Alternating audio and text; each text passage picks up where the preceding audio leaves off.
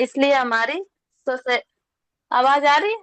Yes yes, आ रही हरे कृष्ण। बोलिए। आ रही है, बोलिए। मैं ईयरबड्स लगा। कोई हाँ, तो बात इसीलिए हमारी नहीं। सोसाइटी का नाम कृष्ण कॉन्शियसनेस पड़ा। और बताते हैं, समस्या क्या चीज है मनुष्य जीवन में।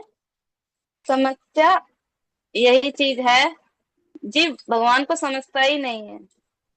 भगवान क्या है, भगवान से हमारा क्या संपर्क है, तो मनुष्य जीवन में क्या होना चाहिए। तो प्रभुपाद जी कहते हैं, तपो दिव्यम, तपस्या करो। तपस्या करो। अब ये बताते हैं क्यों करें, खाओ पियो मौज करो, ये तपस्या हम क्यों करें। इंसान तो यही कहता है, यदि तुम्हारे जीवन में उत्तरदायित्व है, यदि समझदार हो, तो तपस्या जरूर करनी चाहिए। तो उन्होंने उदाहरण दिया था एक मरीज का। जैसे हमें कोई बीमार आदमी है, उसको डॉक्टर के पास जाना चाहिए, दवाई पीनी चाहिए। तो ठीक उसी तरह हमें तपस्या करनी चाहिए, तभी हमारा चित्त शुद्ध होगा। और बताते हैं हम लोग कि ये वैदिक सभ्यता हमारे देश में होते हुए भी हम वो ही नकल करते हैं दिन भर, सुअर के जैसे परिश्रम करना, जैसे बताया था सेक्स करना, ये आदि भोगों में इंसान पड़ा हुआ है अपनी इंद्र तृप्ति में। ऐसा नहीं करना चाहिए। और बताते हैं, छठे में हम लोग सब भगवत गीता पढ़ते हैं। तो भगवत गीता की पहली बात है, देहिनो अस्मिन कौमारम यौवनम जरा, देहांतरम प्राप्ति। तो जब ये हमारा देहांतर होगा, जब शरीर छूट जाएगा, तो आज तो मनुष्य का है, कल पशु का भी हो सकता है, वो तुम्हारे हाथ में नहीं है।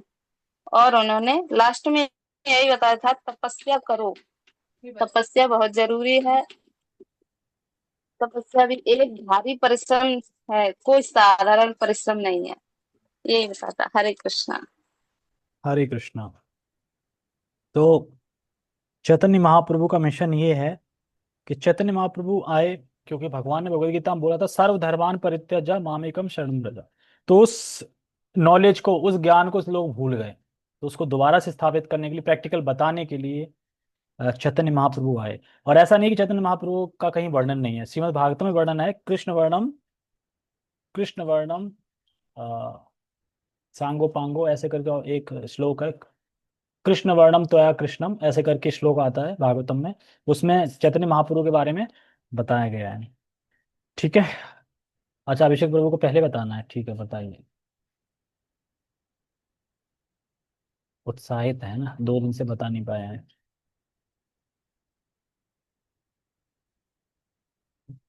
हरे कृष्णा। हाँ, मैं ये कह रहा था, जो श्लोक बता रहे थे ना, तो मेरे को थोड़ा बहुत याद था। मतलब हाँ वो बताओ। बोलते हैं, कृष्ण वर्णम त्वसा कृष्णा सांगो पांगास्ते पार्षदम अ, यज्ञ संकीर्तनम प्राय जजन्ते ही सुमेधसा। यानी कि हाँ जो बुद्धिमान व्यक्ति हैं वही जो है कलयुग में यज्ञ संकीर्तन करेंगे।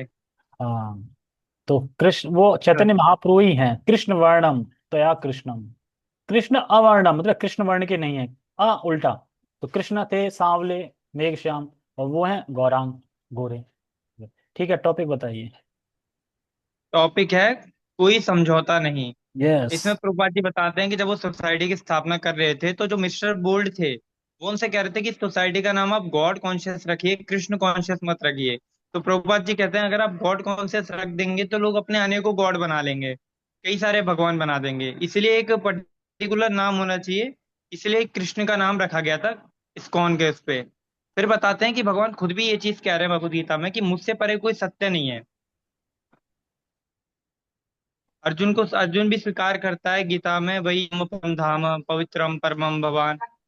फिर इसमें बताते हैं कि जो मनुष्य जीवन है वो तत्व जिज्ञासा करने के लिए मिला है। यानी कि व्यक्ति को एक प्रश्न पूछना चाहिए कि उसका भगवान से क्या संपर्क है, उस संपर्क को कैसे स्थापित करने से उसको लाभ क्या होगा, ये सब चीजें उसके माइंड में होनी चाहिए। उसके बाद मनुष्य जीवन जो है सुअर, क्योंकि मनुष्य जीवन बड़ी मुश्किल से मिलता है। इसमें बताते हैं कि मनुष्य को तपस्या करनी चाहिए, और तपस्या कैसी होनी चाहिए, दिव्य तपस्या। इसके बाद बताते हैं कि जो बड़े बड़े नेता होते हैं वो शास्त्र पर टिप्पणी तो करते हैं, लेकिन वो ये चीज नहीं जानते कि उनका भी देहांतर होने वाला है। वो सिर्फ टिप्पणी करते हैं, उसके ऊपर पूरा अपना मत लिखते हैं। फिर इसमें बताते हैं कि हमारे देश के अंदर भगवान खुद आके बता गए हैं ज्ञान को, लेकिन उस ज्ञान को लोग स्वीकार करने के बजाय कुछ और मतलब अपनी मनमर्जी करने में लग जाते हैं। ये चीज समझाया था इसमें। यस, तो पहले ही शास्त्रों में मेंशन है कि कृष्ण सुप्रीम है, और वही स्थापित किया है इस्कॉन में कि कृष्ण सुप्रीम है। क्योंकि अगर गॉड रख देते तो लोग अपने अपने गॉड ले आते। कोई गणेश को ले आता, कोई दुर्गा को ले आता, कोई शिव जी, कोई ब्रह्मा ले आते, सब इकट्ठा है, देखो कोई गॉड ही है। तो बहुत सारे इस्कॉन हो जाते फिर। इसलिए पर्टिकुलर नाम इसलिए कृष्ण, क्योंकि कृष्ण ही भगवान है। तो उसमें कोई अलग बात नहीं है। जो शास्त्र में बताया गया है वही शिल प्रभुपाद जी ने बताया है। आप बताइए। हरे कृष्णा प्रभु जी। हरे कृष्णा। पता नहीं, पहला उन्होंने कृष्ण हरे कृष्ण मूवमेंट के बारे में बताया था कि चैतन्य महाप्रभु पहले मतलब 500 वर्ष पूर्व कुछ आए थे। तो शास्त्र सिद्धांत में ये है कि चैतन्य जो है वो स्वयं कृष्ण है। और जो कृष्ण का अर्थ बताया था आकृष्ट, उनका जो रंग है वो आकृष्ट है, क्योंकि सबको अपनी तरफ आकर्षित करते हैं। और कृष्ण ऑर्डर था कि सर्वधर्मांजे परित्यज्य, ये वाला सबको पता है कि हमें सारे धर्मों को त्याग करके भगवान श्री कृष्ण के चरण में समर्पण शरणागत होना है। और बेकार की परिश्रम नहीं करनी है, सिर्फ कृष्ण के लिए परिश्रम करना है। तो ये बताया था। तीसरा पॉइंट ये बताया था कि जो मिस्टर गोल थे, वहां पे पहले ये जो कृष्ण मूवमेंट था उसका नाम कृष्ण कॉन्शियस था। तो उसका नाम चेंज करना चाहते थे वो, उनके फ्रेंड्स मिलकर उनको सजेस्ट कर रहे थे हमारे प्रभुपाद जी को कि तुम इसका नाम कृष्ण गॉड कॉन्शियस रख दो। तो उन्होंने बोला कि ये चीज जो है ठीक नहीं है। सारे मूर्ख लोग जो अपने अपने गॉड को ले आएंगे, अपने अपने भगवान को। इसलिए उन्होंने ये बोला कि इसका नाम जो है वही रहना चाहिए, कृष्णा कॉन्शियस नाम। क्योंकि कृष्ण जो है वो कोई नहीं है उनके अलावा। एक बताया था उन्होंने कि सच्चिदानंद विग्रह है। वो इस पे प्रभुपाद जी बताते क्यों होना चाहिए उनका नाम। क्योंकि वो सच्चिदानंद विग्रह है, अनादि राधि गोविंद सर्व कारक कार है, ईश्वर परम कृष्णा है। चौथा पॉइंट जो है ना थोड़ा लंबा है, वो बहुत अच्छा इंपॉर्टेंट भी है, हम लोगों को लिख लेना चाहिए, मैंने भी लिख लिया था। कि अर्जुन को खुद स्वीकार करते हैं कि ब्रह्मा परम धाम पुरुषोत्तम परम भवा पुरुषोत्तम शाश्वतम आदम गोविंदम आदि पुरुषोत्तम अहम महादेवी देवानाम अहम सर्वसा भवम ममम श्रव, ये पता नहीं क्या लिखा था मैंने, सर्वभ गुण प्रीतेशे इति मत्या भजन्ते माम भूला भाव प्रचारा। मतलब इसका जो पूरा अर्थ यही बताया गया है कि कृष्ण जी का जो इम्पोर्टेंस है उसको बताया गया है कि ये भगवान जो श्री कृष्ण है वो आपका ही है, कृष्ण बनावटी चीज नहीं है। या हमारे पास इतनी बुद्धि नहीं है कि हम ये चीज बना बना के और लोगों को प्रचार प्रसार करें। वो बोलते हैं जो शास्त्र में लिखा है वही चीज हम आपको बताते हैं। और फिफ्थ पॉइंट में बताया था कि मनुष्य को ये जानना चाहिए कि भगवान क्या चीज है, उनका उद्देश्य होना चाहिए और हमारा क्या संपर्क है। और हमारा संपर्क कैसे ठीक करें हम विधि पूर्वक, कैसे कार्य करें हम जीवन में ताकि सफल हो जाए हम। छठा पॉइंट की ब्रह्म विषय में पूछना चाहिए, रहने से क्या लाभ होगा इसके विषय में सोचना चाहिए, तपस्या करनी चाहिए। एक समझदार व्यक्ति ये सोचेगा, पक्का करेगा ये चीज। और वैदिक सभ्यता होते हुए भी लोग सुअर की भांति जीवन व्यतीत करते हैं। हरे कृष्ण। थोड़ा लंबा बता दिया।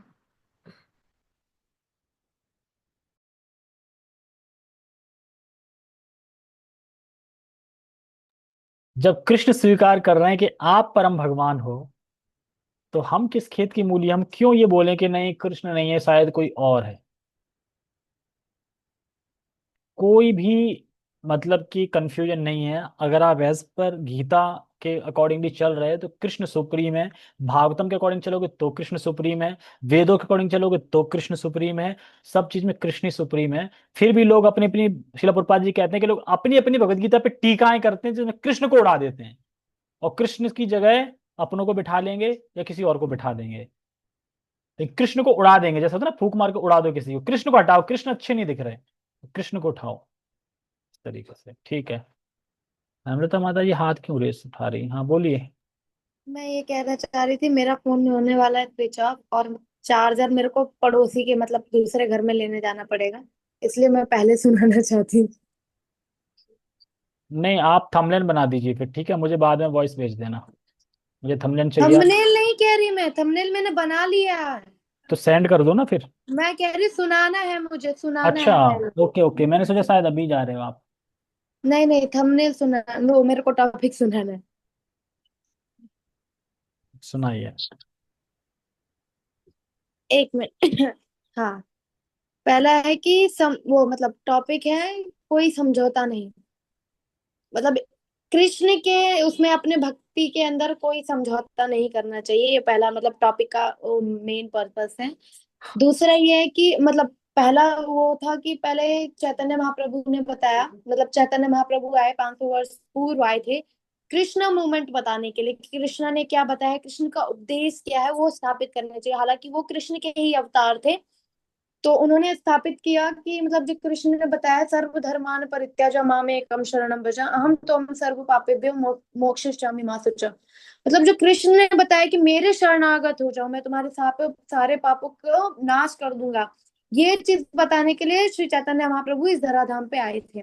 नेक्स्ट बताया कि मिस्टर बोल्ड और उनके फ्रेंड्स कह रहे थे कि ये सोसाइटी का नाम international society of God consciousness रखो ना, कि कृष्णा कॉन्शियसनेस क्यों रख रखा है। प्रभुपाद जी को बोल रहे थे, प्रभुपाद जी नहीं माने इस चीज को। प्रभुपाद जी ने डायरेक्ट बोला नहीं, मुझे गॉड नहीं रखना, मुझे कृष्णा कॉन्शियस रखना है, क्योंकि मुझे एक्चुअल में कृष्णा कॉन्शियस बनाना है इसको।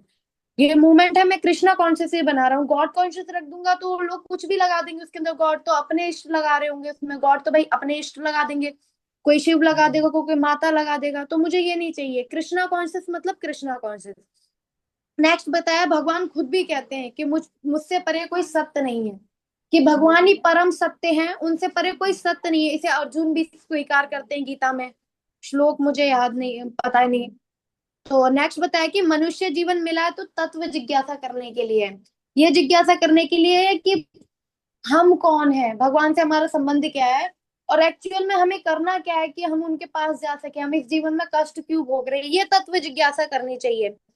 कुकर सुकर के भांति नहीं जीना चाहिए। मनुष्य जीवन बहुत, एक कह रहे हैं ना, एक हमारे लिए गोल्डन चांस है, गोल्डन अपॉर्चुनिटी है कि हम इसको मिस ना करें, इधर उधर वेस्ट ना करें। तो अभी से ना हम भगवान के तत्व जिज्ञासा करनी चाहिए। नेक्स्ट बताया कि तपस्या भी करनी चाहिए। तो कैसी तपस्या करनी चाहिए? दिव्य तपस्या करनी, कोई ऐसी तपस्या नहीं वो सतयुग सतयुग की तपस्या करने बैठ जाओ, एक पैर हाथ करके, वैसी तपस्या नहीं। बहुत सरल तपस्या बता रखी है लेकिन दिव्य बता रखी है, हमें वो तपस्या करनी चाहिए। नेक्स्ट बताएगी कि बड़े बड़े नेतागण और भी लोग हैं जो शास्त्र पर टिप्पणी करते रहते हैं, अपने मनमाने ढंग से करते रहते हैं, लेकिन कोई सत्य नहीं बताता। प्लस उन्हें खुद भी नहीं पता था कि उनका भी देहांतरण होगा, कि मतलब ये शरीर छोड़ के उन्हें दूसरा शरीर प्राप्त होगा, कोई सा भी हो सकता है कर्म के अनुसार। उन्हें ये इस चीज की कोई ज्ञान ही नहीं होता, क्योंकि वो अपने तरफ से वो दे रखे होते हैं, सारा कुछ अपने तरफ से चलाते हैं। नेक्स्ट बता रहे कि हमारे देश में भगवान खुद आते हैं, ज्ञान देते हैं, लेकिन ये चीज हम लोग छोड़ दिए हैं। मतलब भगवान खुद आए हैं इस देश में ज्ञान देने के लिए, लेकिन हम इस चीज को बिल्कुल छोड़ चुके हैं, हम लोगों ने कभी इस चीज को एक्सेप्ट ही नहीं किया, क्योंकि हम तो एक्चुअल में शरीर के वो मनुष्य जीवन में भी जानवरों की तरह ही जी रहे हैं, चार चीजों के पीछे आहार निद्रा भय मैथुन के पीछे ही भाग रहे हैं। हरे कृष्ण। यस, श्रील प्रभुपाद जी कहते हैं इसमें कि हम इस जीवन में कृष्ण को समझ सकते हैं,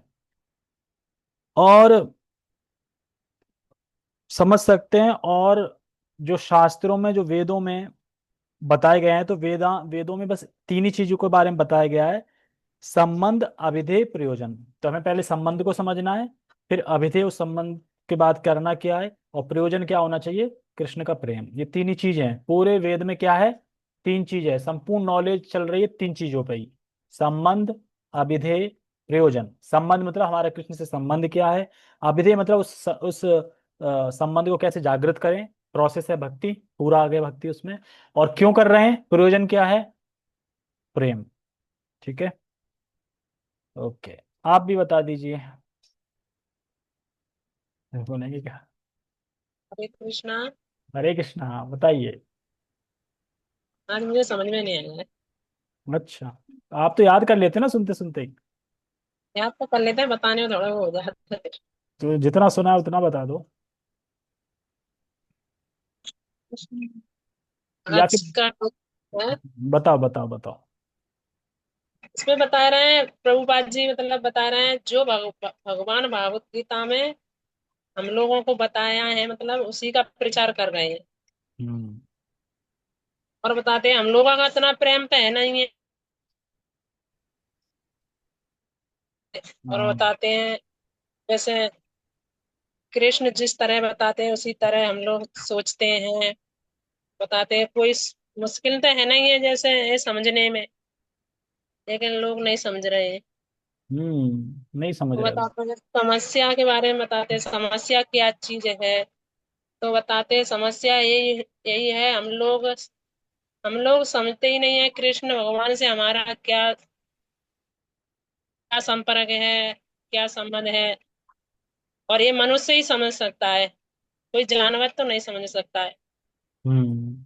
अगर जो मनुष्य नहीं समझ रहा है ना, वो मान लो जानवर ही की तरह है। हम्म। हरे कृष्णा। नहीं समझ रहे। हरे कृष्णा, बहुत अच्छा बताया। जो कृष्ण बताते हैं भगवत गीता में, वही इस्कॉन बताता है, और कुछ डिफरेंट नहीं बताता, और वही बताना ही चाहिए। बाकी 1 2 3 4 5 6 लोगों ने टॉपिक बताया, आपसे सबसे लास्ट में नंबर आता है आपका।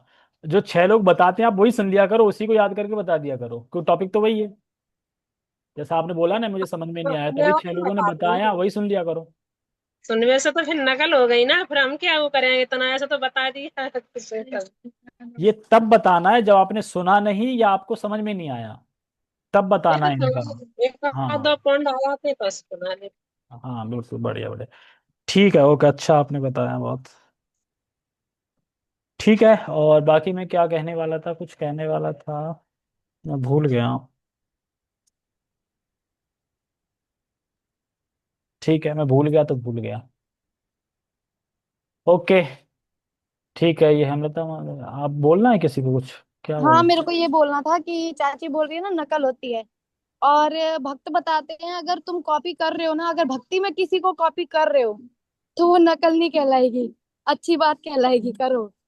हाँ, तो हम भी नहीं तो नकली करते हैं। मैं जो बताता हूँ भगवत गीता में, तो मैं क्या बता रहा हूँ, मैं दूसरे सुन के ही तो बता रहा हूँ, नहीं अपना थोड़ी बता रहा वही हूँ। नहीं। तो हाँ, नकल करने में कोई बुराई नहीं है, करो। इस नहीं चीज में कृष्णा नकल मेरा झूर के करो।